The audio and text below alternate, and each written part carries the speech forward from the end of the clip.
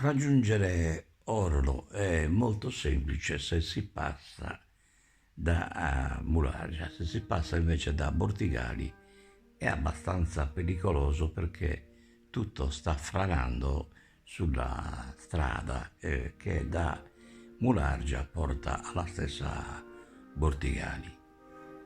E Orolo può essere considerata praticamente la guardia di tutto il margine della Planargia, domina i Campidani, domina buona parte della Sardegna, è veramente una fortezza militare con funzione di controllo di un territorio vastissimo, immenso. Sicuramente il nuraghe Orlo è da considerarsi come tra i più importanti della Sardegna.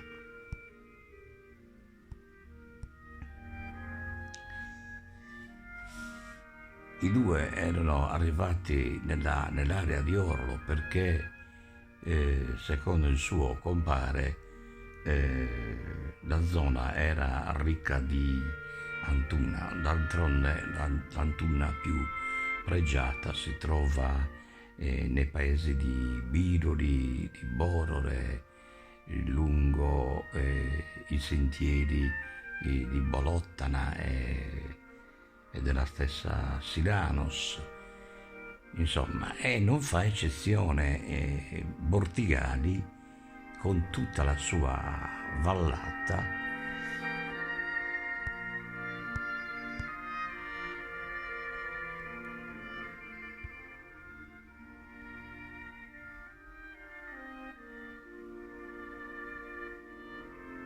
La vallata di cui noi parliamo sono le falde del monte Cucurutu. Ha una funzione strategica militare e controlla tutta la valle del Tirso e del Margine.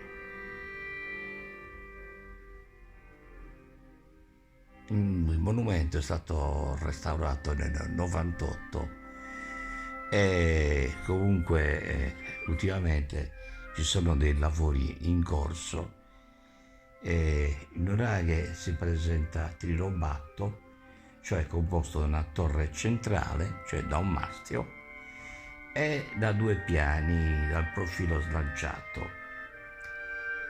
Anche se osserva bene il nuraghe, sembra che stia cedendo verso il basso. Forse qualche pianta, qualche albero sta modificando la struttura della stessa costruzione.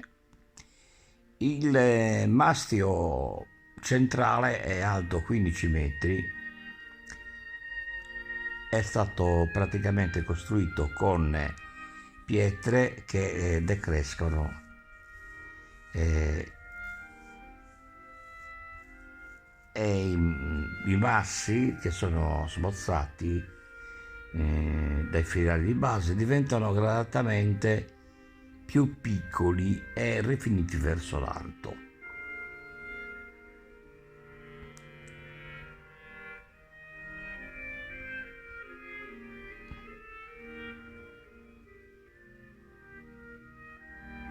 Non molto distanti da il nuraghe Orlo ci sono dei cartelli informativi che ci delucidano circa il territorio.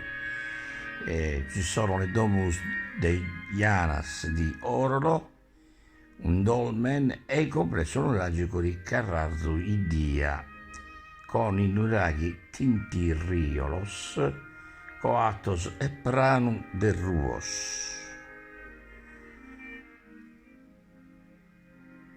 Dal punto di vista micologico e micofagico, la zona è caratterizzata da una forte presenza di Antuna.